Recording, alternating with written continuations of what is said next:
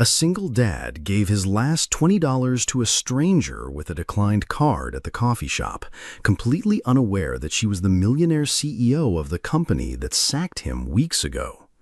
Before we continue, please tell us, where in the world are you tuning in from?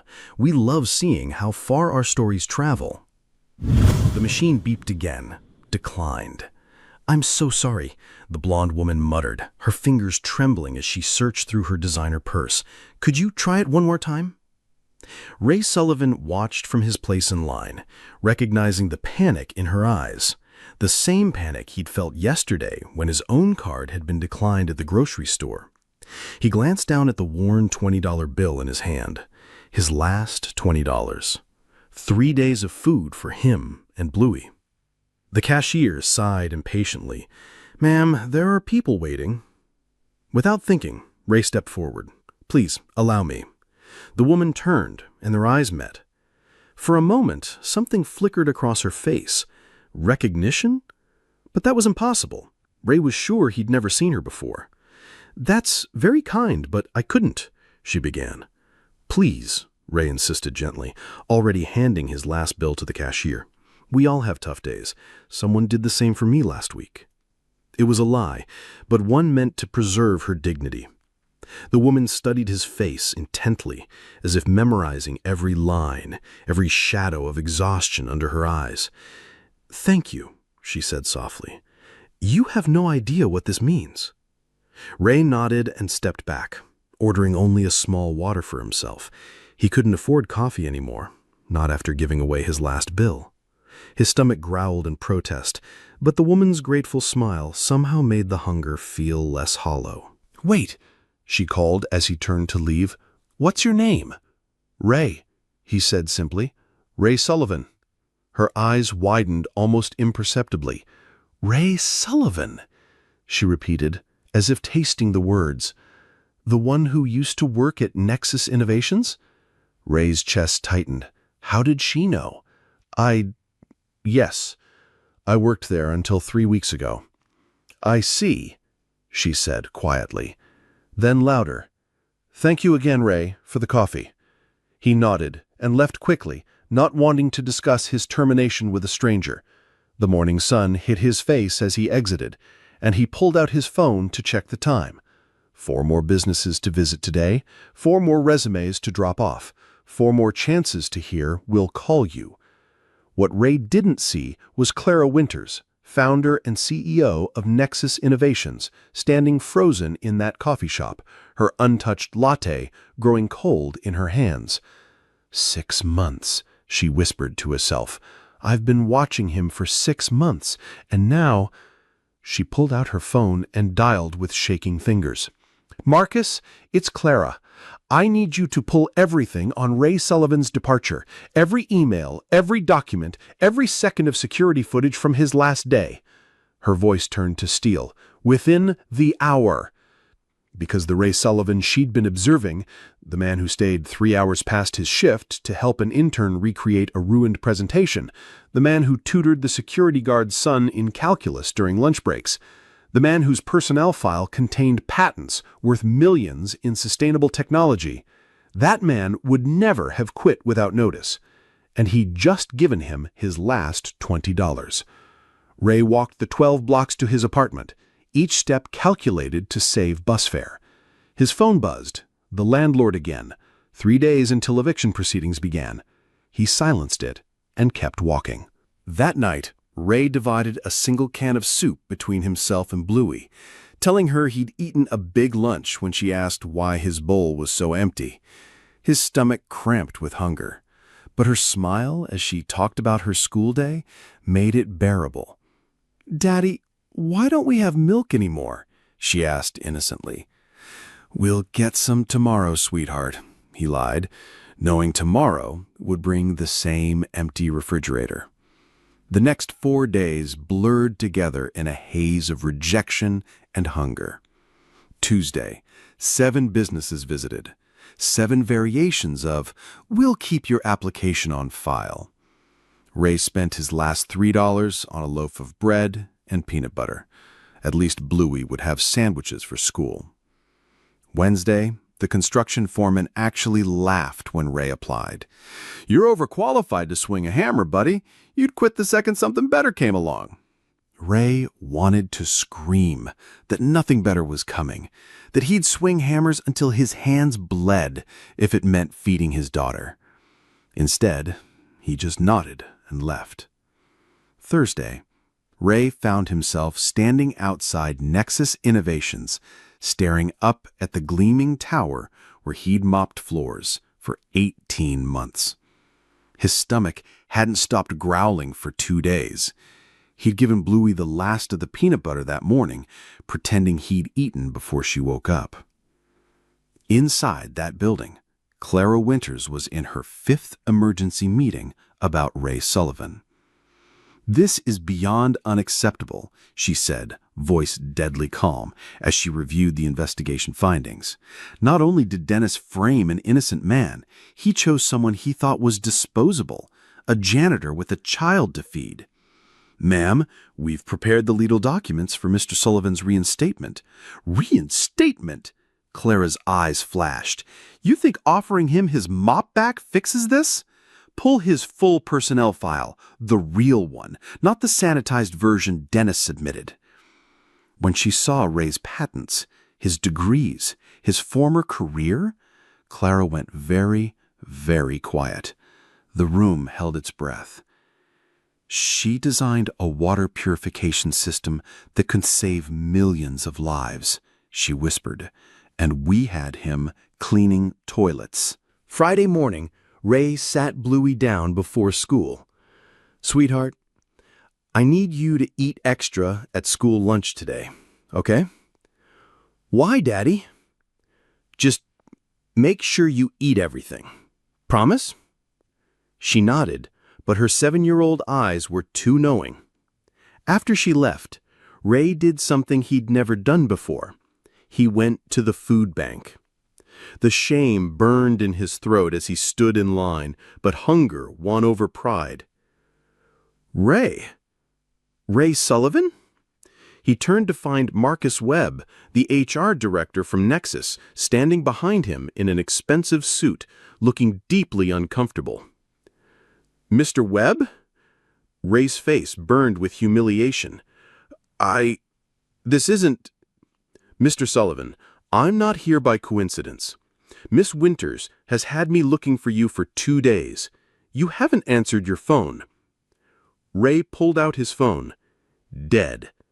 The electricity had been shut off yesterday. He couldn't charge it. "She knows what Dennis did," Marcus said urgently. "She knows everything.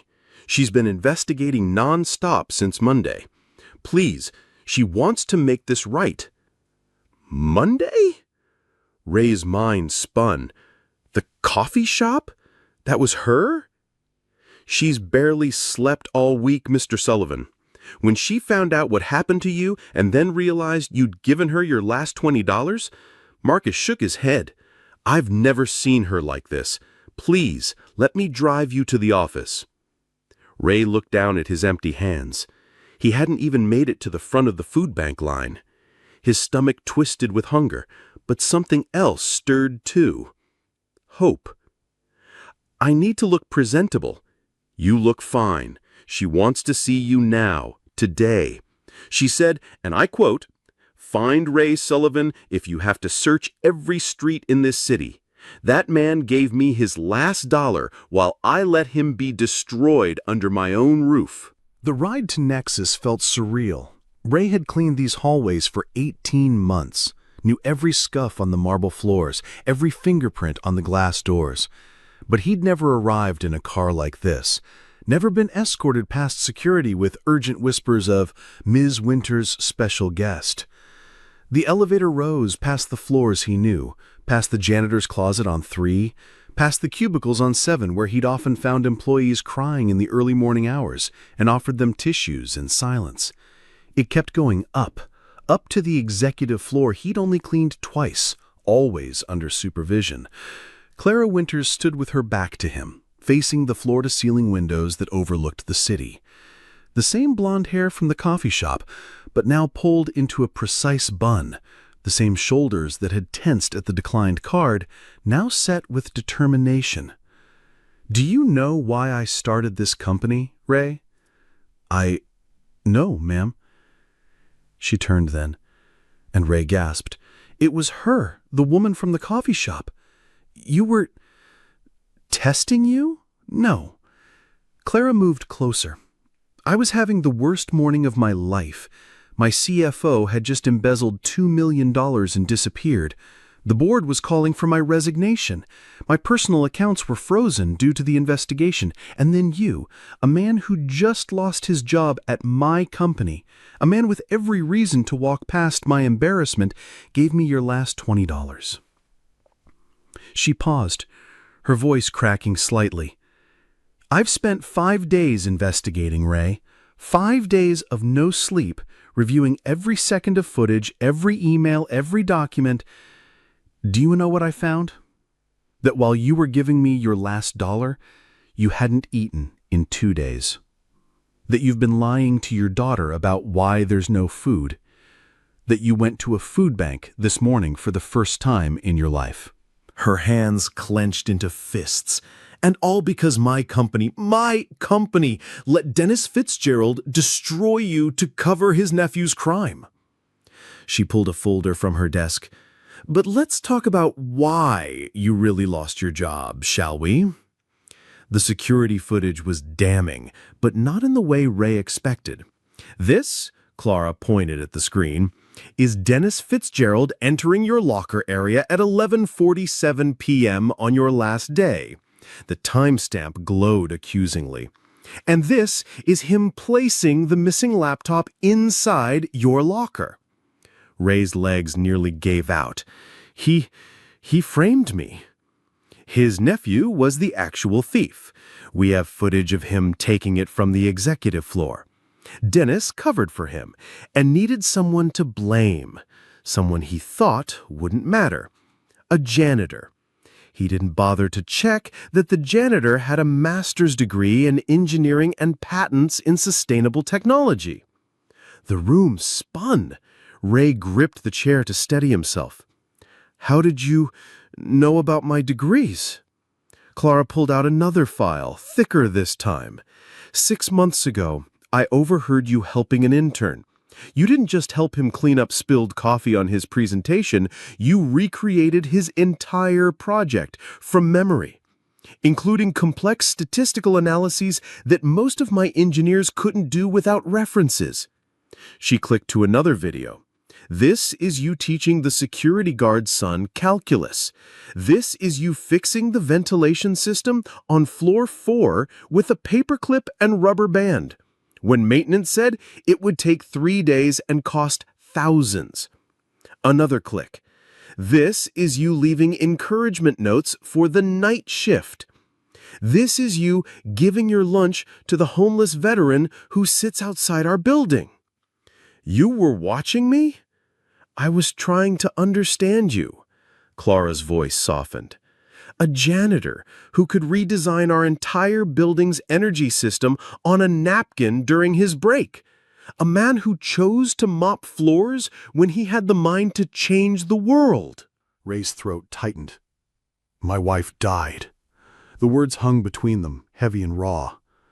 "After Michelle died, my brain just stopped. I couldn't look at blueprints without seeing her hand on my shoulder while I worked, couldn't solve equations without hearing her laugh at my excited rambling about sustainable design. So I chose simple tasks, repetitive motions, things that didn't require the part of my brain that hurt to use." Clara moved to the window again, her reflection meeting his eyes in the glass. "My mother died when I was 15, not from cancer, but a car accident. Instant. No goodbye, no last words. I threw myself into work, into building this company, because stopping meant feeling, and feeling meant drowning." She turned back to him. "But you didn't throw yourself into work, did you? You became something more. You became kindness itself. Every person in this building who's ever been at their lowest knows your name, Ray. The intern you helped, he's now leading our Pacific Division, and he credits you in every success speech. The security guard's son got into MIT with the math foundation you gave him.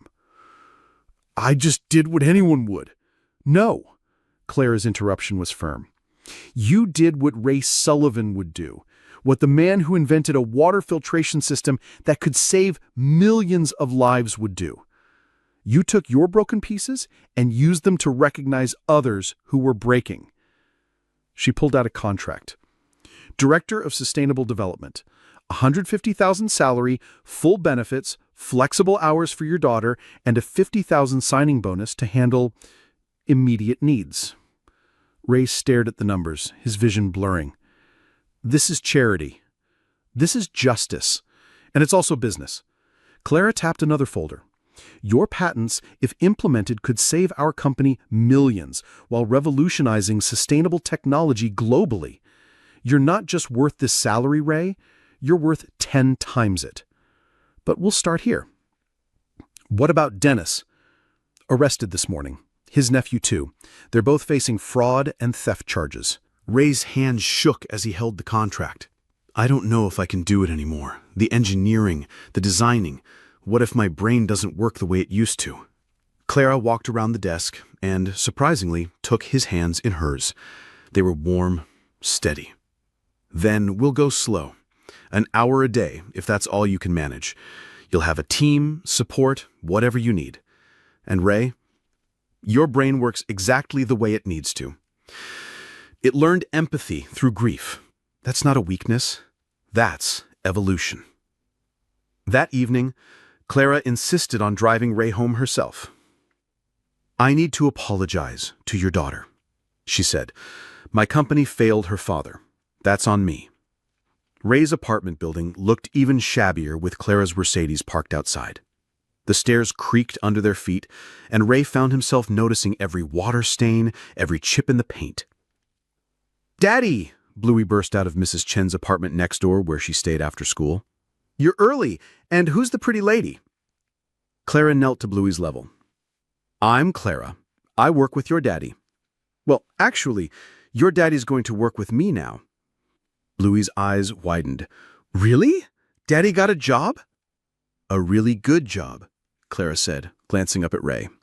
Because your daddy is a very special person.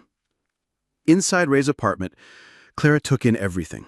The careful organization, despite the poverty, Bluey's artwork covering every wall, the engineering textbooks still on a shelf, gathering dust but not discarded. Miss Winters, Clara, she corrected. Please. Clara, I need you to know something. Ray moved to the bookshelf and pulled out a faded notebook. These are designs I was working on before Michelle died. Solar panel systems that could be installed for 1/10 of current costs, water purification tablets that could make any water source drinkable, building materials made from recycled ocean plastic. I couldn't finish them. But maybe now. Clara opened the notebook, her eyes widening as she scanned the pages. Ray, these are brilliant. These could change everything. Daddy was going to save the world, Bluey piped up from where she was coloring. Mommy said so. She said Daddy's brain was special, that he saw solutions where others saw problems. Your mommy was right, Clara said softly.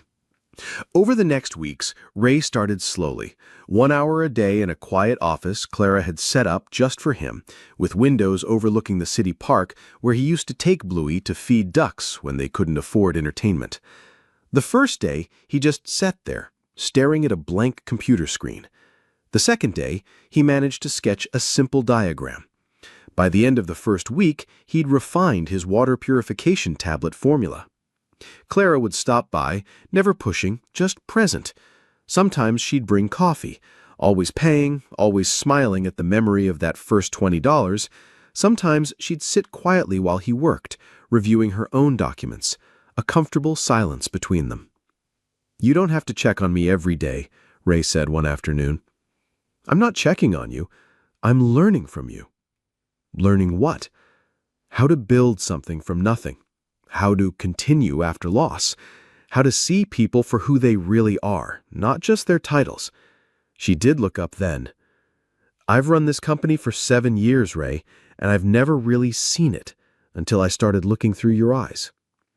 There was something in her gaze that made Ray's heart skip, something he hadn't felt in 3 years, something that felt like betrayal and hope all at once. The breakthrough came in week 3. Ray had been struggling with a design problem in his sustainable building material when Bluey visited the office after school.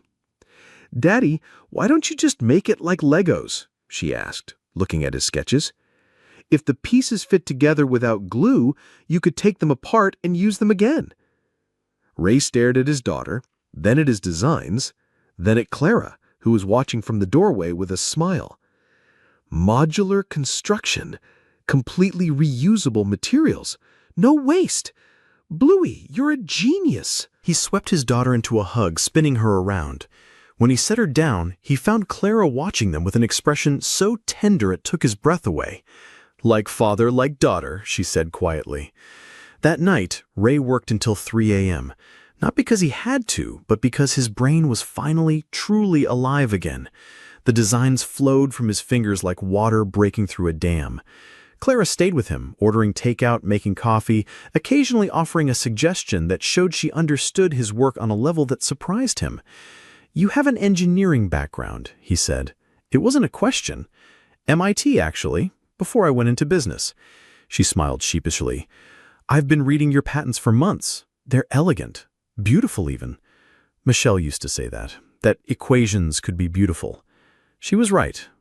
Clara hesitated, then added, "She must have been extraordinary." She was. Ray looked at Michelle's picture on his desk. Clara had made sure it was there on his first day. "She would have liked you." "Yeah? Yeah. She always said I needed someone who could keep up with my brain while keeping me grounded in my heart." He paused, realizing what he'd just said. "I mean, she would have liked you as a colleague, a friend." Clara's cheeks pinked slightly. "Of course, a friend." 6 months later, Ray's first major project launched, the Michelle Sullivan Memorial Initiative, providing sustainable housing solutions for low-income families. The modular design Bluey had inspired could be assembled in days, not months, at a fraction of traditional costs. At the launch event, Ray stood before a crowd of investors, city officials, and media explaining his vision. But his eyes kept finding Clara in the crowd, her smile proud and warm. "This project," he said, "exists because someone saw potential where others saw failure. Because someone believed that falling down doesn't mean staying down. Because someone gave me a second chance when I'd given up on myself." He raised his glass of champagne. He could afford champagne now, though he still felt guilty buying anything unnecessary. "To second chances, and to the people who make them possible." The crowd applauded, but Clara was walking toward the stage, and Ray's heart was doing something complicated in his chest. "There's something else," Clara said, taking the microphone. "Ray has proposed a new initiative for Nexus, the Second Chances Program, a hiring and training program for people who've fallen through society's cracks, single parents, those rebuilding after loss, people with gaps in employment due to life circumstances. We'll be the first major corporation to implement such a program, and I have no doubt others will follow." She turned to Ray. "Because that's what you do, isn't it? You see the cracks where others have fallen, and you build bridges." Their eyes met and held, and the crowd faded away. "Daddy's in love," Bluey announced at dinner a week later, causing Ray to choke on his pasta. "Bluey, I'm not—" "Clara and I are colleagues. You smile when she texts you, you wear your nice shirt on days she has meetings, and she looks at you the way Mommy used to." Ray's chest tightened. "Sweetheart." "Mommy would want you to be happy, Daddy. She told me before she went to heaven. She said you had too much love in your heart for just one little girl to hold it all." Ray pulled his daughter close, tears streaming down his face. "When did you get so wise?" "Tuesday," Bluey said matter-of-factly, making him laugh through his tears. The shift in Ray and Clara's relationship happened gradually, then all at once. It was the late nights working side by side, solving problems, building dreams. It was Clara bringing Bluey to her first Broadway show when Ray mentioned his daughter had never been. It was Ray leaving Clara's favorite coffee on her desk every morning, always with a $20 bill tucked underneath as a running joke. It was the moment Clara cried in her office after a board meeting gone wrong, and Ray simply held her, saying nothing, understanding that sometimes strength meant allowing yourself to break. It was Clara teaching Bluey to code, patiently guiding small fingers across the keyboard, while Ray watched from the doorway with a look that made Clara's heart race. But neither of them spoke it aloud, both afraid of ruining what they'd built, both carrying ghosts that whispered warnings about love and loss. The confession came on a Thursday, completely unplanned. Ray was presenting his latest design to the board, a revolutionary solar panel system that could be painted onto any surface. He was brilliant, passionate, alive in a way that made Clara's chest ache with something she'd been denying for months. "The efficiency rate is unprecedented," he was saying, pulling up charts and models. "We could literally turn entire cities into power generators without changing their appearance. Every building, every surface producing clean energy." One of the board members interrupted. "This seems too ambitious, Mr. Sullivan. Perhaps we should scale back." "No," Clara said firmly. "Ray's ambition is exactly what this company needs, what this world needs. We're not scaling back anything." After the meeting, Ray found her on the roof garden he designed, a space filled with plants that purified the air while providing vegetables for the company cafeteria. "Thank you," he said, "for defending the project." "I wasn't defending the project," Clara said quietly. "I was defending you." "Ray, I'm in love with you." The words hung in the air between them, as fragile and vital as the sustainable ecosystem around them. "I've been in love with you since I watched you give away your last $20 to a stranger, since I saw you choose kindness when you had every reason to choose bitterness, since you showed me that strength isn't about never falling, it's about what you do while you're down there." Ray crossed to her in 3 strides, cupping her face in his hands. "I've been terrified," he admitted, "terrified that loving again meant forgetting Michelle, terrified that I was betraying her memory. But you know what I realized?" Clara shook her head, unable to speak. "Love isn't finite. It doesn't run out. Michelle taught me how to love completely. And that didn't end when she died. It just waited. Waited for someone extraordinary enough to deserve it. Waited for you." He kissed her then, soft and sweet and full of promise, while the city hummed below them and the garden bloomed around them, life persisting, growing, thriving against all odds. "Is Clara going to be my new mommy?" Bluey asked that evening, her tone pragmatic as she worked on her homework. Ray nearly dropped the plates he was washing. "We should probably go on a few dates first, sweetheart. You've been going on dates for 6 months. You just called them meetings. When did you become such a smart aleck?" "Tuesday," Bluey replied with a grin. "So can I call her Mama Clara? Let's ask her first, okay?" "Already did. She cried and said yes. Happy tears, though, not sad tears." Ray sat down hard, overwhelmed. "When did you ask her?" "Last week when you were late from that supplier meeting. We had a whole conversation. She said she didn't want to replace Mommy, just add more love to our family. I said that was good because my heart was getting bigger and needed more people to love." Ray pulled his daughter close. "Have I told you lately that you're amazing?" "Tuesday," Bluey said, then giggled. "But you can tell me again." 1 year later, Ray stood in the same coffee shop where it all began, but everything had changed.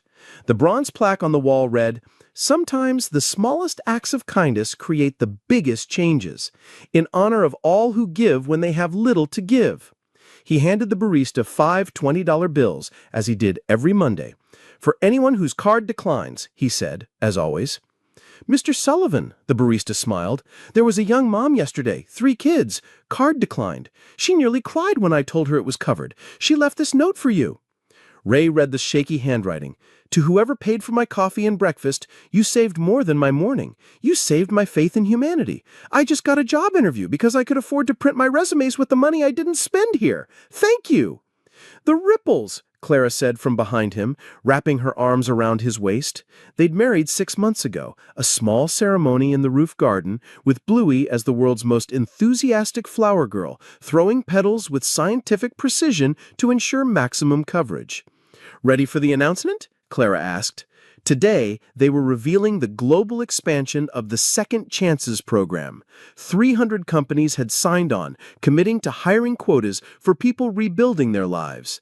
The estimated impact? 10,000 jobs in the first year alone. "Ready," Ray said, then pulled her closer. "But first," he kissed his wife in the coffee shop where she'd been a stranger with a declined card, where he'd been a broken man with $20, where kindness had sparked a revolution that started with two people seeing each other's worth when they couldn't see their own. "Daddy, Mama Clara, we're going to be late," Bluey called from the door, now 10 and even more precocious. "And you promised I could present the youth mentorship component." They laughed, walking hand in hand toward their daughter, toward their future, toward a company that had learned that the best investment wasn't in technology or innovation, it was in seeing people. Really seeing them, especially when they couldn't see themselves. The coffee shop door chimed as they left, the same bell that had rung that morning 3 years ago when Ray Sullivan had given away his last $20 and received a life he never could have imagined. Behind them, a man counted the few bills in his wallet, worried about making them last until payday. Ahead of him, a woman fumbled with her credit card, praying it wouldn't decline. The barista smiled, already reaching for the envelope of $20 bills. The ripples continued. Love, loss, kindness, hope, they're not transactions to be calculated. They're investments that pay dividends in ways we never expect, creating interest that compounds not in dollars, but in human connections, in second chances, in the moments when we choose to see each other's light, even in the darkest corners of our shared humanity. And sometimes, just sometimes, the person you help when you can least afford to becomes the person who helps you remember who you were always meant to be. But the most beautiful truth? Love doesn't arrive to erase the past. It comes to honor it while building a future. Michelle's picture sat on Ray and Clara's mantle right next to their wedding photo. Because love multiplies, it doesn't divide. It grows to encompass all the broken pieces and all the mended hearts, creating something not perfect, but perfectly human. Ray still stops at that coffee shop every morning. But now he doesn't count his bills in worry. He counts his blessings in wonder. And every $20 he leaves behind is a love letter to the moment when having nothing taught him he had everything to give. The truth about rock bottom isn't that it's the end. It's that it's solid enough to build on. And sometimes, the hand that reaches down to pull you up is attached to a heart that needs pulling up too. We save each other. That's what humans do. One coffee, one kindness, one love story at a time. Don't forget to subscribe if this story touched your heart. Share it with someone who needs to remember that their lowest moment might be the beginning of their greatest love story. Because second chances aren't just about rising from the ashes. Sometimes they're about finding someone willing to see your light even when all you can see is smoke. In the end, Ray learned that $20 wasn't what he gave away that morning. It was what he invested in a future where kindness pays the highest dividends, where love arrives not to replace what was lost, but to multiply what remains, and where the smallest acts of humanity create the biggest changes in the world. And Clara? She learned that sometimes the person who saves you is the one who needs saving too. That strength isn't about never having your card declined. It's about having the grace to accept help and the wisdom to see that the janitor mopping your floors might be the engineer who will redesign your entire world. Together, they built an empire not of wealth, but of worth, not of power, but of purpose, proving that the best mergers aren't between companies. They're between hearts that recognize each other's value when the rest of the world sees only deficits. The end. But really, it's just the beginning. Because somewhere right now, someone is counting their last $20, and someone else's card is being declined, and the universe is holding its breath, waiting to see if kindness will win again. It always does. It always will. One $20 bill at a time.